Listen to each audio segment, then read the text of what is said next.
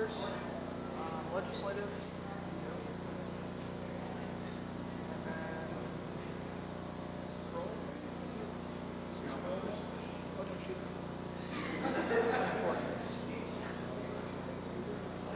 Should be one more thing on my head.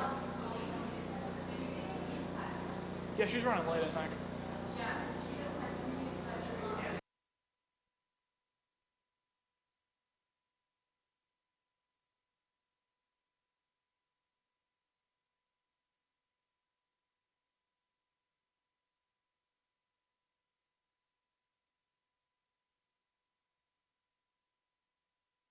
Starting late, but please be quiet as Ian will be calling the roll instead of Dakota as she is not here.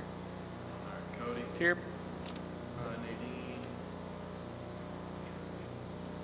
Danelle. Izzy. Sandeep. Amal. Sebastian. Dylan. Carl. Cameron. Ishmael. Brady. Mallory. Andrew Montry. Ben Archer. Here. Is that all we got? Yep. Okay, will we please rise for the Pledge of Allegiance? I pledge allegiance to the flag of the United States of America and to the republic for which it stands, one nation, under God, indivisible, with liberty and justice for all. Okay, do we hear a motion to approve last week's minutes? So moved. Do we hear a second? Second. Any objections? All those in favor, please say aye. Aye. All opposed? Okay, moving into guest speakers. We are privileged to have the university president with us tonight. Please give it up for Dr. Gaber.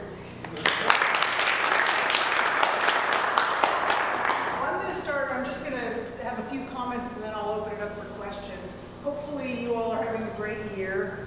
I am now 8 months into the job, enjoying it very much, learning a lot every day. As you probably know, a couple things that we're focusing on. We're trying to save some of the money on campus. We've got a budget situation, balance the budget, and be able to do some great things for students and faculty. So this year we have worked, and the College of Health Sciences, as you know, is merging with Human Services and Social Justice. That was approved. We also know that the College of Adult and Lifelong Learning, along with U College and Distance Education, they're all moving in together to become University College. And I've got a few other units that are talking about what are opportunities. We have a lot of colleges, and some of that is just saving on the administrative overhead. It shouldn't impact any of you because I want you to have a great college experience, but it's how do we keep it affordable? As you know, the governor has said no tuition increases. We're all about that, but then we've also got to figure out what do we do administratively to keep things affordable. I also, and you probably have heard, I had 2 vice presidents, one retired and one left. I merged those into one position because we don't need as many high-paid people. We need to make sure we're doing good things for you all. Right now we have a search going on for the provost, that's the chief academic officer. We have a search going on for the CFO, chief financial officer. We have a search going on for the VP for enrollment services. One of the reasons that I'm paying attention to the budget is because, and you might know this, for the past 5 years, our enrollment has declined. We didn't really follow that, and as I found that, what that means is we built a budget for a bigger enrollment. We're not bringing in the same sort of tuition, which means that's a problem for us financially. We're getting a handle on that, though, because we're paying attention. We've got a consultant here working with us, and the predictions right now are that our enrollment will be back on the upswing. Everywhere we go, people are excited about what's going on here.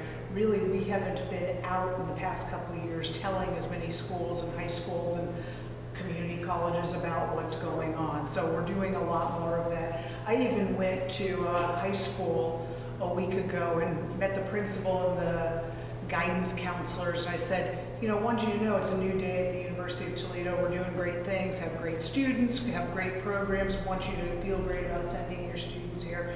They were like, wow, no president's ever come and talked to us before. Thank you for doing that. And that's part of what we're doing, is making sure that people do see that It is a great place to be. It's a beautiful campus, and we've got some outstanding programs. And I think a lot of times, even locally, people don't look at what's going on. It's more like they want to go away and not see what's happening in their own backyard. So we've got some great things going on here. We will continue to plug away, and I'm excited about, I'm still here, we're looking into doing something in a degree with cybersecurity. We need to continue to move that forward. We're looking at a few other options, and I continue to have people, tell me that we need to think about other degree programs, and so we'll keep looking at that, because obviously we want to stay out there so that students are interested in what we have to offer. With that, I will open it up for any questions from anyone. Yes? So what kind of new degree programs have people talked to you about? Well, that's a great question. Health informatics was one that somebody actually tweeted to me. And so, we have bioinformatics, and so it's something we'll look into. We have, and you also know probably, we have an Institute for Human Trafficking and Social Justice, whether there's something in that as a degree, and what else we want to do associated with the work that we're doing with the merger of the College of Medicine academic affiliation with ProMedica suggests a whole host of things in the health professions. Even thinking about for our law school whether we ought to be doing a health specialization in law. It's an opportunity, but we've got a little bit of time to move in that direction if that's what we want to do. Yes? I know that in addition to trying to get more enrollment, we also have a student retention problem. Has there been any talk or discussion on ways we're gonna decrease that? So what's happening is, and in fact, I don't know, are either of you on the strategic enrollment planning process that Jim Major and the consultants from Ruffalo Noel Levitz? Cody, are you familiar with that? Yes, we had a student last semester who was on it, and now he's on co-op, so we've had a various amount of people attending it in this place. So the consultant that we brought in is Ruffalo Noel Levitz, and then we have an interim vice president for enrollment. Part of what they're looking at is retention in addition to recruitment of students. It is a better idea for us to retain everybody here than it is to go out and recruit new students, because we spend more money going out and recruiting new students. We ought to put our efforts into making sure that you're doing a great job and successfully retaining. So when I got here, I asked the provost, tell me whose job, who gets up every day and says, retention's really important, this is their job. And we didn't necessarily have that person. We had a bunch of people who thought about it during the day. So we have now a vice provost for retention who's looking into that. So for example, we had something like 600 students who had just over the course of the year stopped attending, stopped going, withdrew. I mean, we called them all up and said, hey, what's happening? Come on, we want you to come back, or we want you to re-enroll. It's kind of just focusing on what do we have, what are we doing, how can we help? So something that has worked, the success coaches that we started 2 years ago. Now there may be tweaking that we have to do with that, but what we've learned is for each of the past 2 years, we've increased 2 percentage points in retention.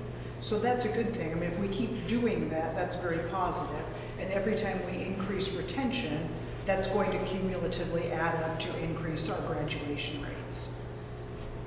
So good question, and something, sort of for me, it's the faculty and the administrators and the staff's responsibility. It's what we have to do, because you're absolutely right. Very important. Yes? Okay, so one of the things that have to do with UT's marketing is that, UT is one of the few universities that has like a college of law, they have a medical school. I don't remember what the term is called, or if it's like complete college or something, where you can have like pretty much specialize in like a lot of different areas. And I was just wondering if UT was gonna try and market towards that route a little bit more. I think we are. So let me say, I got here in July, started July 1, and I mentioned the 2 positions that had 2 separate VPs. One retired and one left, and I had to recruit a person. So In September, I hired the new VP for advancement, Sam McCrimmon, and he covers everything from fundraising to marketing to communications to alumni relations. So all of that is under him. And we've talked a lot about how are we marketing, what are we doing, and we hadn't been doing a ton of it. We hadn't been doing enough of it necessarily. So when you say that, we are one of 27 universities in the country, and that's it, 27 in the US, that has a law school, a medical school, a pharmacy school, engineering, arts, sciences, physical therapy, occupational therapy. We're sort of in the same genre as a University of Michigan or an Ohio State, and yet we're about half the size, right? I mean, much more personal, more intimate setting, but it is pretty nice and it's great company to be in that crowd. So yes, we have to market that in a better way. We have to tell that story, and we haven't done it. And I've asked for a marketing plan that sort of lays out, this is the way we're going to do it. And you all probably know, historically that's newspaper ads and billboards. That's not the way to market to your age, right? That's the way to market to my age. I mean, it's like, but that's not what you all are looking at. So when a lot of times we'll have older people say, well, we haven't seen ads in the paper, and the marketing people are like, who are you recruiting? It's not, it's not 18 to 21-year-olds really, or even 18 to 30-year-olds. That would be looking at the 50-year-old crowd. So I want a marketing plan that's really geared toward the cohort that we're trying to recruit here. Yes. Point and counterpoint. Okay. Yes. So I know that the master plan right now is oriented towards making it less of a commuter school, which I do think is a good thing. Mm-hmm. But I'm a little bit afraid that it's going to be so focused on bringing people outside of Toledo that it's almost going to be less comfortable for students who do live in Toledo to come here. For example, I know right now parking is a really big issue, and I feel like the master plan is more oriented to looking to build more green space or more dorms, which is a good thing. Mm-hmm. But I think commuters are starting to feel a little bit left out and feeling like the school is kind of neglecting them or trying to make it. Well, and then we need to pay attention to that. So the master planning process is going on, and every university has a master plan, and I don't think we've done one for more than 10 years. So it's something we have to do. The reality is, though, I don't see us building new residence halls, at least for a little while. Mm-hmm. So that said, we have to take care of what we have, and we have to invest in them a little bit to bring some of them back. If we need new residence halls, we're going to have to invest in Carter and bring them probably back online. And they're set up as doubles without a bathroom and this sort of thing. How we figure out what that looks like, or if there's a way to turn it into suite-like without bathrooms, I don't have the answer right now. But that's something, because we have that resource sitting there. It needs some investment, but it is available. I don't think there's any intention. In fact, I would sit and tell you, I want students locally to think of this as Toledo's university, but I want students from across the state and across the country and across the world to come here also. So I don't think there's any intention to turn our backs on the local people here. And that's why I'm going, like I said, I was going to high schools locally to talk to them and make sure they think about UT, because sometimes I think they're sort of like, well, can I get to Columbus or Cleveland or somewhere else? Now, I do think when you talk about parking, we've got to sort through and figure that out. I don't think we've got a contemporary parking model. Like a lot of schools will say, okay, if you park near a building, you pay a lot more money. Who usually does that? Well, it's people like me or others, and then you should pay for that, right? And then if you park in student spots, there should be options for what's a commuter spot, what's a resident spot. And we ought to designate that, but I don't think we've differentiated spots very well in areas. I want commuters to be able to come here and feel good about it. And so if there's something we need to be thinking about, I hope you'll share with me, because certainly the intention is not to have more green space and more dorms right away. Yeah. If we grow and we need more dorms, then we will, but we're not there yet. Yeah, I mean, I haven't heard like complaints from commuters. Okay. about it. I've attended one of with the President's Commission on the River when they Yes. came and talked to us, and it just kind of really sounded like they wanted to take the path they were going on is to really recruit students outside of Toledo, and I wasn't sure if that meant How long ago was that? it was sometime last semester, towards the end of the semester. I mean, it might have just been the vibe that I got. Yeah, I was gonna say. Like, I mean, it just might have, it just kind of felt like they wanted to steer away from the commuters, which I wasn't sure if that's what was going on, or if they just kind of wanted a little bit of both. So it was just, I think it's a good, healthy mix of both. okay. Question. Thank you. Sure. And I would think that, you know, if I were the master plan people, and, you know, I'm a planner, I'm an urban planner by discipline, you know, you always like great big ideas, right? And I'd like to build Central Park here, and, you know, but that's sort of a plan, and then the reality is I have to say, it's probably not gonna happen. We're not gonna spend money on that when we need to spend money on this. And we want to make sure that all students, I mean, if I'm going to invest resources, I want to make sure that you're getting a great education, that you've got great faculty who are giving you opportunities to do research with them. I mean, that's a real priority. I wouldn't say I want to build a bigger open space or I want to build this. You know, the river is an asset that comes through the campus. I mean, when you say that, I certainly want to figure out how do we maximize on having that river, and I think Dr. Lawrence has done a great job with running that commission, and I think with getting people involved and cleaning it up, and you know, I think my first month on the job, he took me for a walk along the river and showed me what it was. It's a fantastic thing. So I'm pleased with that, but I think we're going to focus on how do we make sure that students are successful, that we retain them, that we graduate them, and then what else do we need? If a couple of years from now we need more dorms, we'll figure that out then. Thanks. I was going to say next, right? I should go. Speaking about cutting costs, I know Scott Park campus has been on people's minds for a while. So I just kind of would like to get a gist as to what kind of utilization we will have later on in the future, if you have an idea. Yeah, you know, I mean, I can't say. So Scott Park is, you know, it had been at one point a two-year school affiliated with the University of Toledo. That was some time back.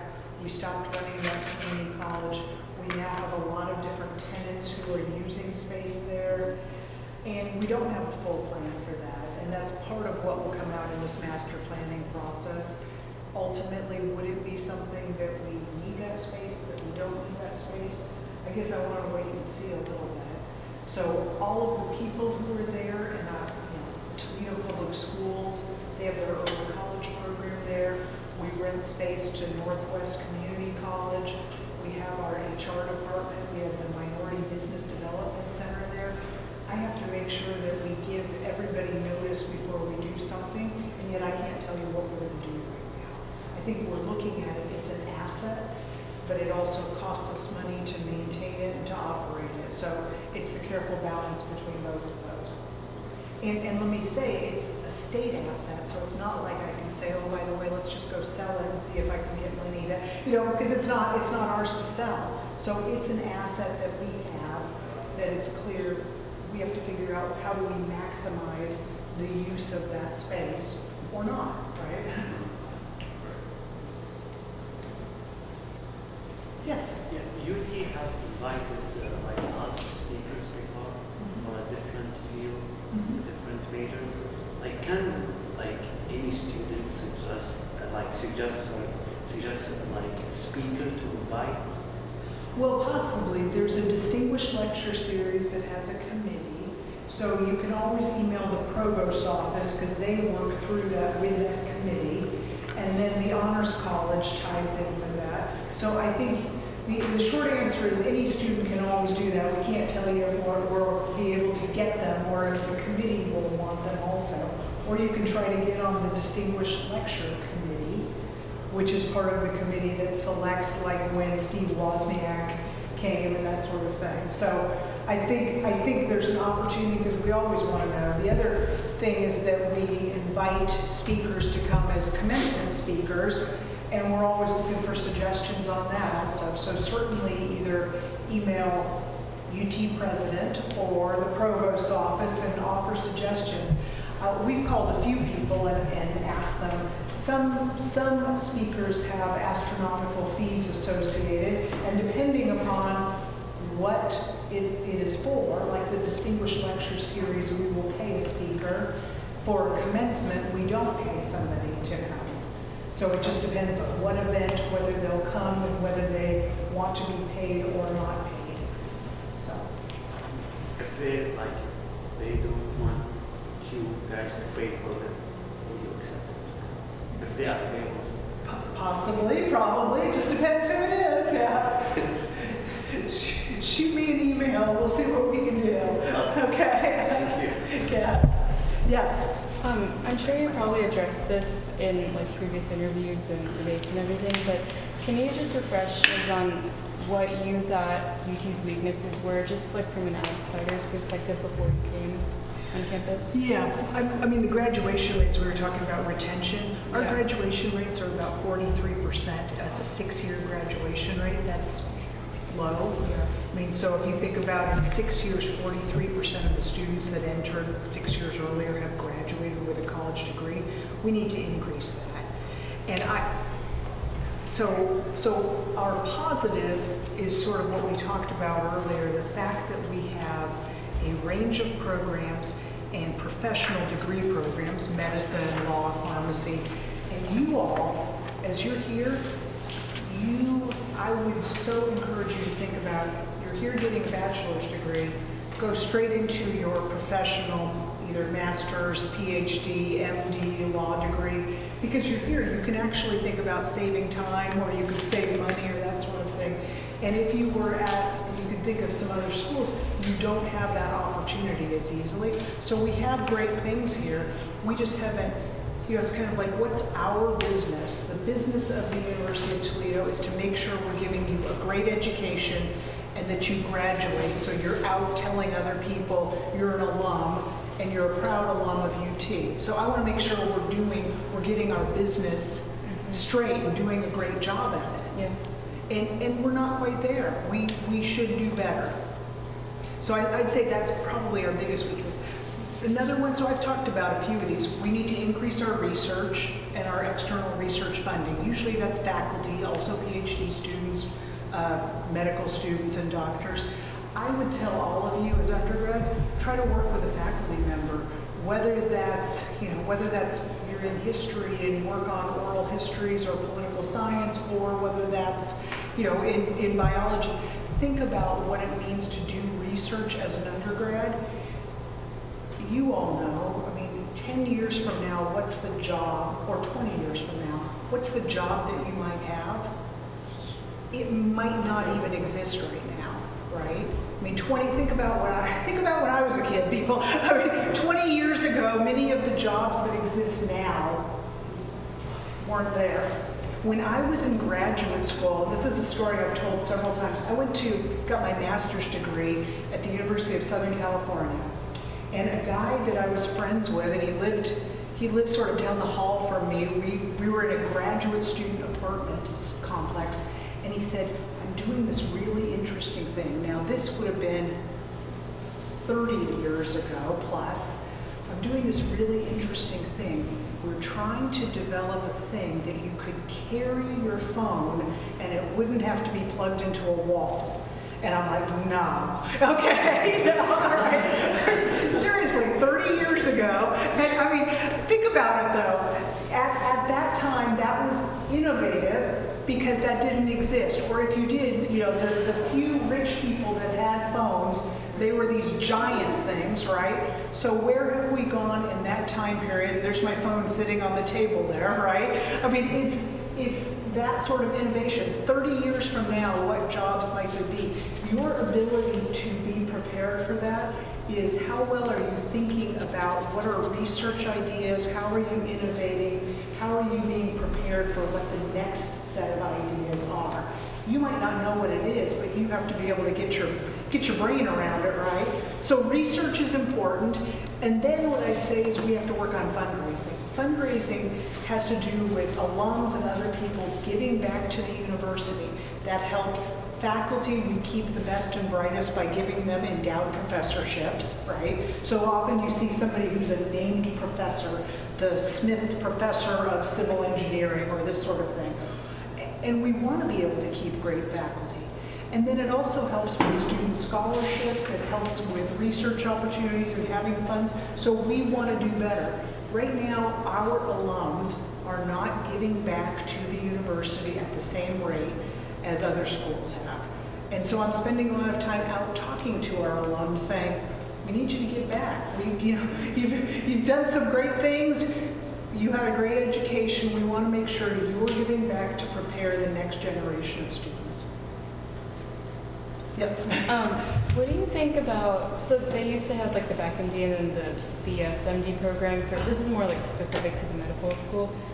What do you think about them taking those away and just offering like guaranteed interviews instead of like having that program in place? Doesn't that kind of decrease our recruitment? Yeah.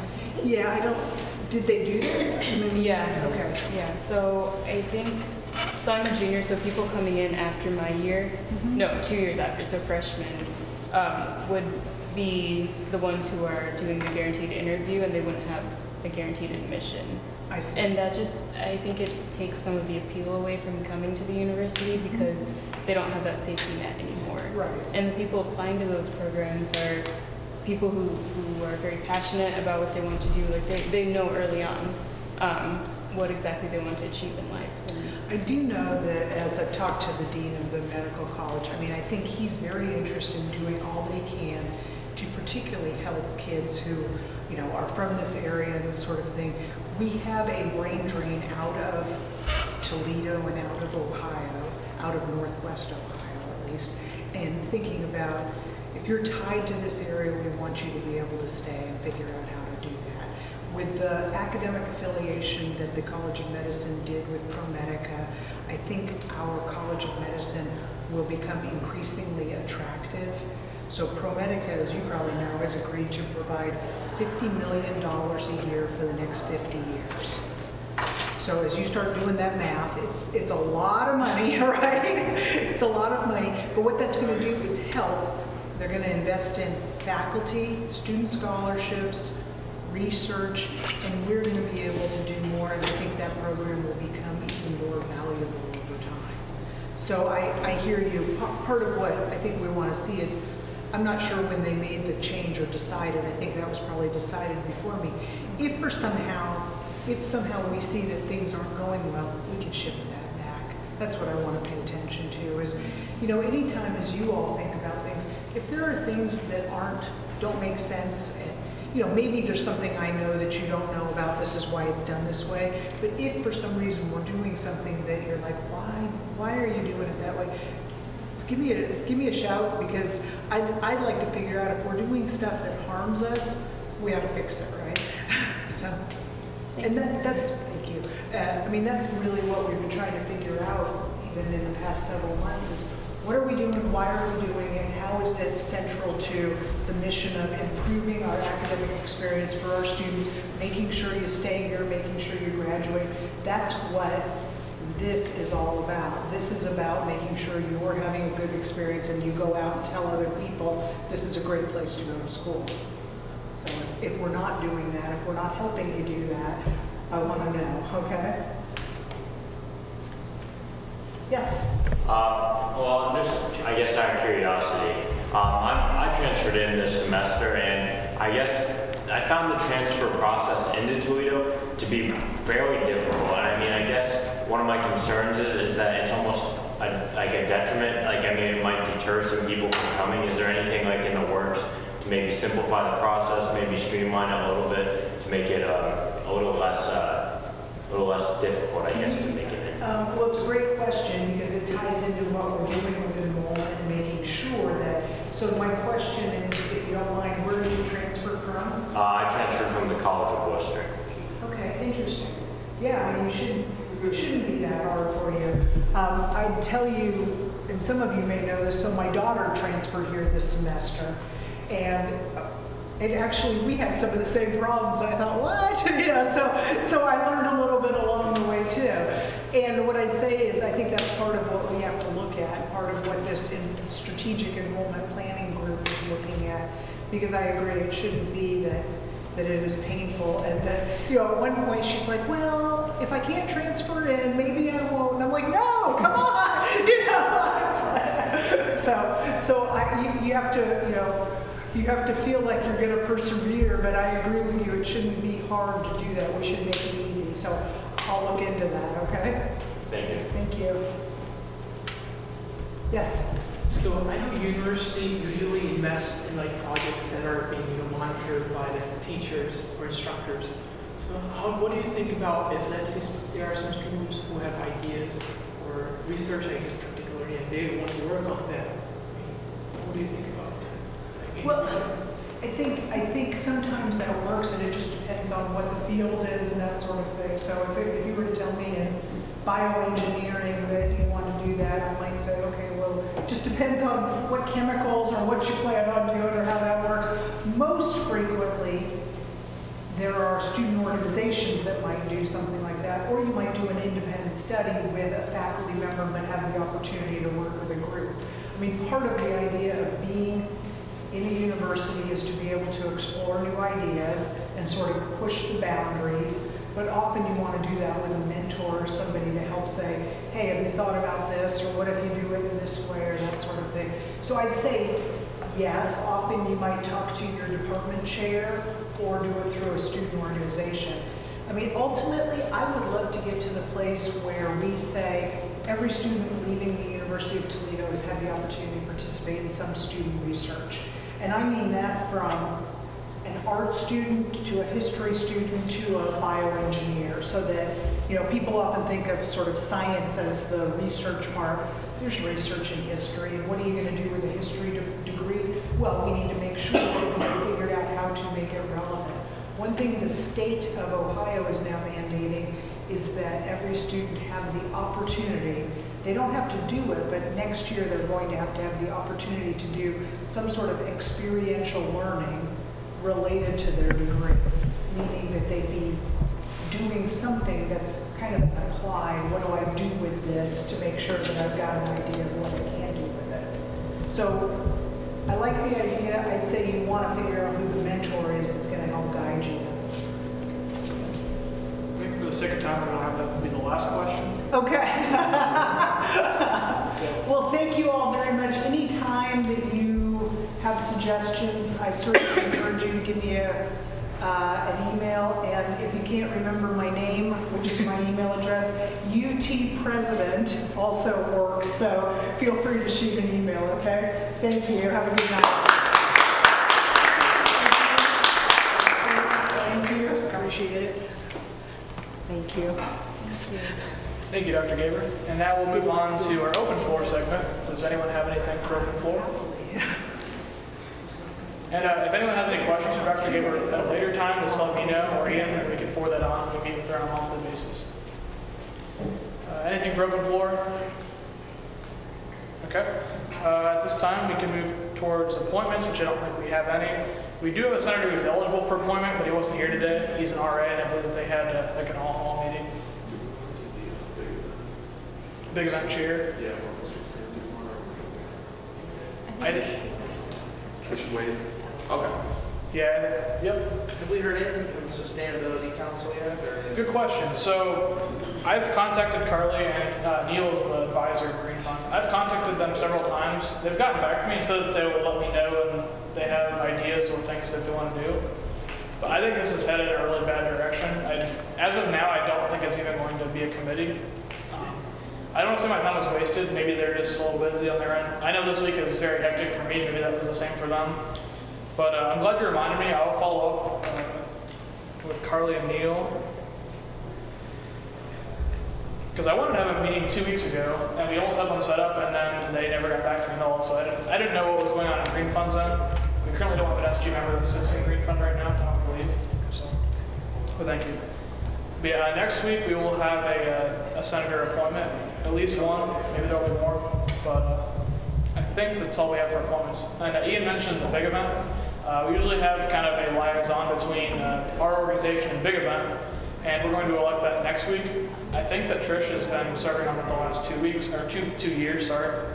And for those of you who don't know, Big Event is when student government actually started. We got the idea from COSGA, which those of you who don't know that are new, every year we send a few delegates to the Conference on Student Government Association, and that's at Texas A&M University. I believe Texas A&M actually, they do a big event, which is a giant day of service, and we brought it back whatever year that was and implemented it at University of Toledo. So big event, every student org has the opportunity to benefit the community. Usually it involves trash pickup, sometimes even painting things, probably not snow. I hope not snow. But yes? I'm the big event chair for my sorority. They said if there's like snow and stuff, they get switched back to a week. So. Okay, thank you. But yeah, next week we're going to appoint one. So if that's something that you're interested in, just let us know, or just have someone nominate you next week, I guess. I believe that we don't have any new or old business. I'm going to saying that ahead of time because basically we're going to have reports, and while they're doing the reports, if you guys have any announcements, just think about them because we have reports, announcements, and we're basically done. And obviously there's several people not here. The basketball game tonight was a Rockathon associated event. So our two secretaries, Trish, Dylan, our entire SJC, they're all gone. So, and Tamika, all 4 delegates from COSGA are not here. So I'm sorry, Sandeep's going. Okay, well, Sandeep, if you want to talk with us after the meeting, we're going to talk about a little bit about COSGA and the itinerary itself. Sorry about that. No, I can email. I'll email that. Okay. And at this time we can go into reports. I believe Nadine is not coming, but Amal has her report for internal affairs. Hello, is this working? Yeah, it works for them. It's turned on. Okay. So, Nadine had something last minute. She just texted me her report, so I will give her report first. First, sign up for the big event ASAP. She still can't see she still hasn't even signed up and hasn't, so just do it as soon as possible so that when she does get a hold of that, you are signed up and ready to go. Also, second thing, sign up for Rockathon is a little bit later, but just keep that in mind. So both of those events are mandatory. If you haven't gotten your headshot yet, which was taken after last meeting, contact her as soon as possible because she wants to get it in before they start putting them on the website. So please do that. Currently, Colonel is working on the town hall and fashion show for this semester, so look forward to those. Her and Sandy has been talking about the upcoming social event, and she'll have more information on that too. And if you haven't gotten your graphic yet, please contact Sandy. So that's it for internal. For technical affairs. Sure. Okay. So for me, we did meet today, and we are still kind of discussing our potential giveaway.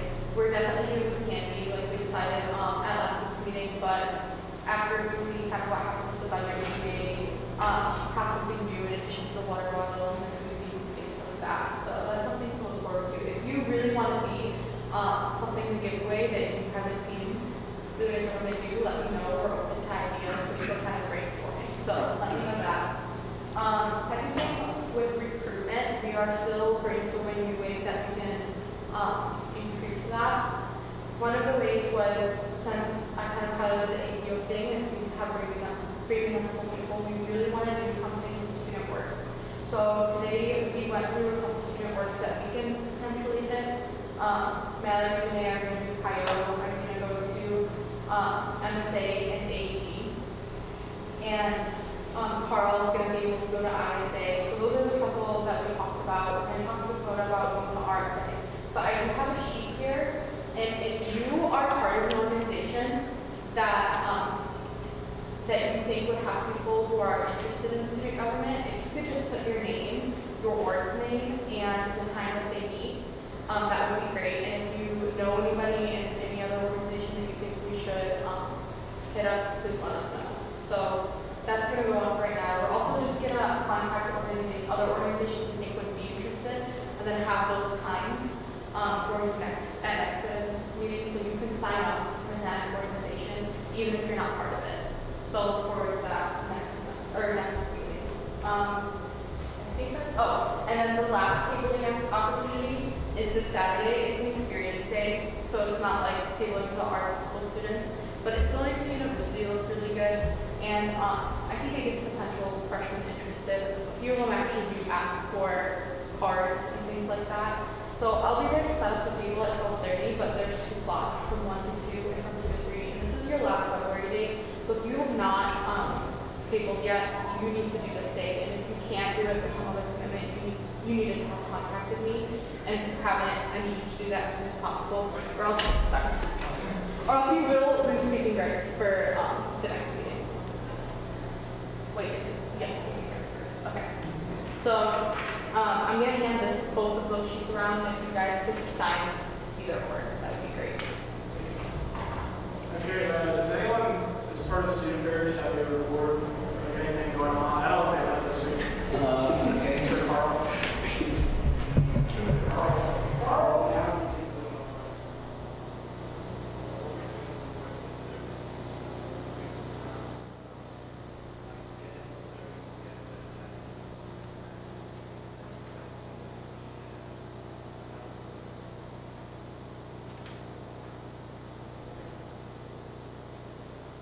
Overall, we don't really have much for campus so far. Basically, we'll be looking into Utsg a little more in depth, as well as any projects that any of you have that we should look into for campus. Just let me know, and we'll be sure to look into those. On helps. Now that the microphone's working, I believe my report's done. Okay, and Dylan is not here, which keeps us in the entire branch of SJC at the moment. But for those of you who don't know, we have a judicial branch which revises and reviews our Constitution and makes sure that everything we're doing is basically in check with our actual rules. Currently, that only consists of 1 person. So if you're thinking about joining and you kind of like analyzing rules or trying to make sure that everyone has their own, basically the organization is proceeding fairly, SJC might be for you. But now we'll go into my report. I have just a few things to talk about. Amal talked on the talent show that internal affairs as well as external affairs is interested in doing. I mentioned it last week and maybe the week before that typically at the end of the year there was like a student org roast, which about 8 to 12 organizations would get together. And for those of you who don't know what a roast is, you basically just say what you've been saying behind each other's backs, but in front of them and a little more tastefully, but it's still not the most tasteful event we could put on. So I propose this year that instead of that, we put on a talent show. This year could really be the year student government could take a charge of this event because CAP has experienced a lot of turnover in their executive branch, and they have very little interest in planning a big collaborative event like this. I think this would be a great opportunity for us to interact with other organizations as well as kind of get to know their new leadership for those organizations that are getting new presidents and vice presidents and whatnot in the spring like we do. But more to come on that. I don't have a lot of specifics. I would just assume it's going to be like Ingman Room or Auditorium. We get at least 12 organizations, invite, and then maybe have a panel of judges. It could be faculty or even, I don't know, students. A lot of ideas. If you have any ideas for it and are interested in helping, please just let me know after the meeting. But yeah, a lot of soft ideas at this point. So looking into the election dates, if you didn't see what I posted on Facebook, the election dates have arrived. I didn't carry them to the podium. That doesn't help. I also printed them out in like size 4 font, so bear with me. Thursday, March 3rd. Hopefully I have that date right. That is the day that we're going to hand out all paperwork for any kind of ticket that you'd want to run for. So everyone in here that's an appointed senator, if you're interested in running for an elected senator, which is a 2-year position instead of a 1-year position, you can pick up your paperwork from the office as early as March 3rd on that Thursday. If you're running for president and vice president as well, you'll need different forms, but you can also pick them up the same day. Those are due in exactly 2 weeks, which is the Thursday after spring break, March 17th. And don't worry about writing these dates down. You can just go to the Facebook, and I'll post them on our website pretty soon. At that point, we're holding a mandatory meeting, 8 o'clock in the office. As the name implies, you have to be there. Obviously, we're going to take some exceptions, but you have to let us know that you're interested, and you'll definitely have to have a meeting of some sort with the election board. At that time, all your paperwork will be due, I believe. Yeah, all your paperwork will essentially be due at that time. It's basically your name, bio, why you want to run, a few other details like your campaign team, if you wish to do that. And I believe, let's see, Thursday, April 7th is when all the signature requirements are due. This year, I believe that president and vice president tickets need 800 signatures. I'll need to double check on that. And then Senate, I believe it's been up to 100 signatures. So for those of you who've hopefully already been doing your petition signatures, it's the exact same process except for you're getting them to sign your name to be put on the ballot. And I can tell you that it's very easy to get those signatures. You take it to one of your classes, you bring it over to your friend's house and have them sign it. It takes no time at all. I got 70 signatures in the student union on a Friday just by talking to the very few people that were walking around. It maybe took an hour to do that. And that was something that, like, those are total strangers. Like, if you just talk to friends, they'll sign it, no problem. But definitely don't procrastinate on that. For those of you who don't know, there's a ticket that dropped out because I didn't meet the signature requirement. So it's a pretty big deal, and it can really catch up to you really quickly if you try to procrastinate it. But at the same time, it's not that hard if you're ambitious enough. And the elections will take place this year, April 11th through April 14th. That's a Monday through Thursday. At 4 o'clock on Thursday, the election poll will be cut off. That'll be done through UTAD. For those of you who haven't seen it before, when you log into UTAD, it's like a little box that pops up. You've probably seen surveys up there before, but it's like the first thing you'll see on the website. It'll allow you to vote not only for president, vice president, but the Senate tickets as well. And IT will compile those and send it to Tamika, and Tamika will let us know. And then Thursday night, we will announce the results. And we've typically done this at a post-election festival, which has been dubbed PEEF. It stands PEF. I don't know how it got PEEF out of that. Is there a second E that has dropped out over the years? But nonetheless, if we wish to do PEEF, typically we ask for some volunteers, usually younger student government members, to help put that together. You can either reserve out a restaurant or the auditorium. It's just like a somewhat informal gathering where we announce the election results. Usually the IC is there, Independent Collegian, and they can announce kind of their platform, what they want to do at that time.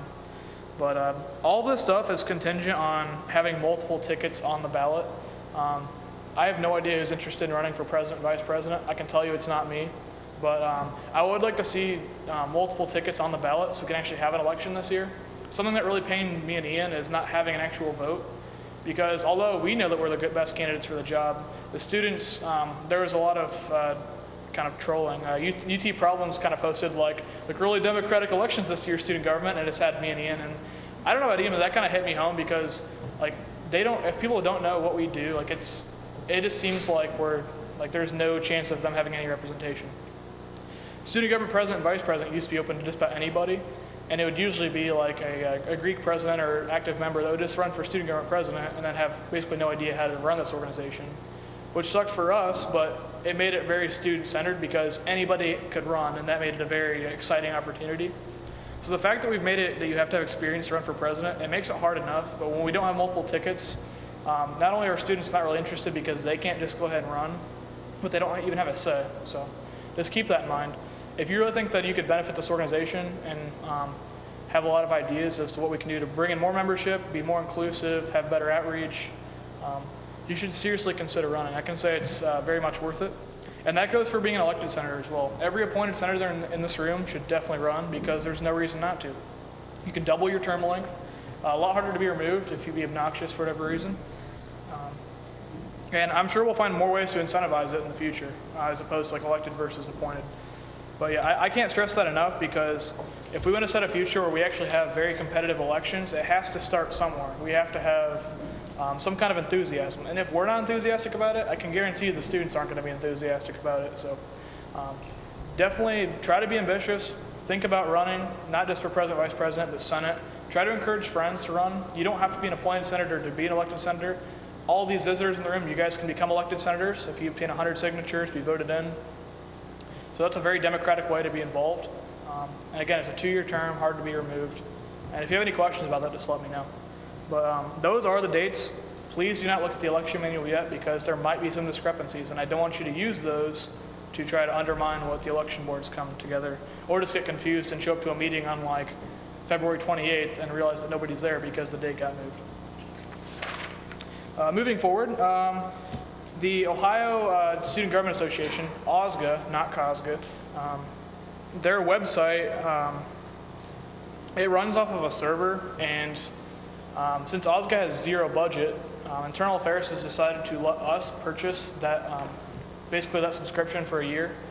It was only $35, but I think it's going to be big because the Ohio student government is going to have Utsg all over it because I'm the web developer, and I'm basically going to use that since we are the sponsor, I can just say powered by Utsg, and I could even put a little page for us on there. I'm not going to be super biased, but I think it's a really cool, cheap marketing opportunity that we just put ourselves into.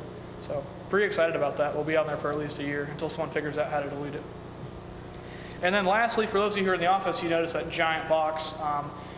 Black Student Union members presented the shoe drive. I believe it was for gently used shoes, new shoes. I don't think that the deadline's anytime soon. I think it's in like a month.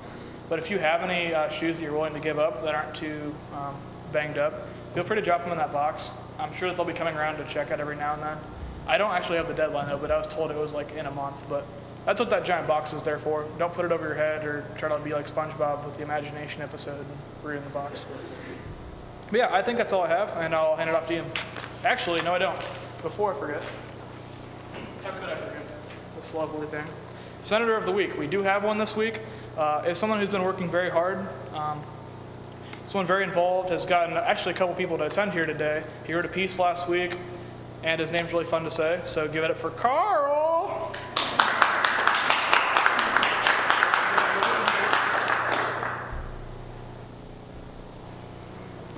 Yeah, be careful with it. It's worth a lot of money. But yeah, I'll hand it off to Ian at this time. Thanks, guys. All right, everybody. I just have one thing to report. I spoke with the Faculty Senate Executive Committee about textbook assignments, and it's become apparent to me that this is a multifaceted issue on how professors assign textbooks for their courses. I learned a little bit about the business side of it and how Barnes & Noble handles assigning textbooks. So I think I'm going to eventually get an omnibus bill this week or next week. Will be this week or 2 weeks from now after spring break. They'll basically encompass a lot of the things that I'd like to see happen on campus around textbooks, including what faculty can do, what administrators can do, what students can do, what politicians can do. So that's basically the project I've been working on that's been taking most of my time. But yeah, so there'll be more to come with that. Thank you. Okay, that does it with reports, unless anyone has been into any faculty senate meetings that we don't know about. I don't know. Say, I'm in the undergraduate curriculum. We had a meeting and we proposed a lot of classes that have, none of them were new that I saw on the list, so it was very straightforward. Took a lot of time, but very straightforward. With that, we can proceed to announcements. Does anyone have any closing remarks, Mal? For Rockathon, there's a fundraiser tomorrow at El Camino. That's where the money goes I can do that. I believe it's like starts at 7 o'clock. And then also, if you're interested in doing Miles for Miracles, which is a 40-mile bike thing, there's information at the Bike Cap House at 7 p.m. And sign up. Bless it to me. Could you put that on the Facebook, so I don't forget? Any other announcements, RJ? Thursday, UT Dabs are doing a What's on Your Mind forum over at the Driscoll Alumni Auditorium. They've got the head of the UAW from both Ohio and Indiana coming to speak, as well as the state senator coming to speak. And it is a Q&A, so you can ask them questions after they're done speaking. So it'll be a great opportunity to kind of learn about jobs and collective bargaining and why unions are good, what you're going to do when you get out of here, what you're going to face. It's a good thing. And Thursday at 7 over at the Driscoll Alumni. Thank you. Anyone else? Okay, you got the roll call ready? Yeah. Cody? Here. Let's see.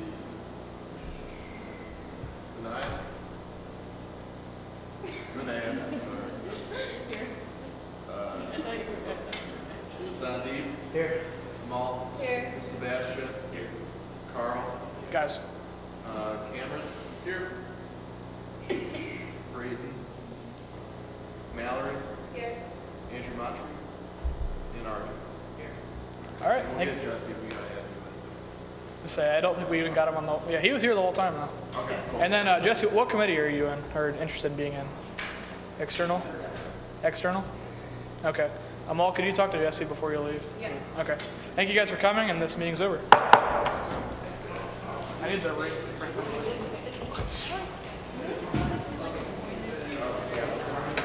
So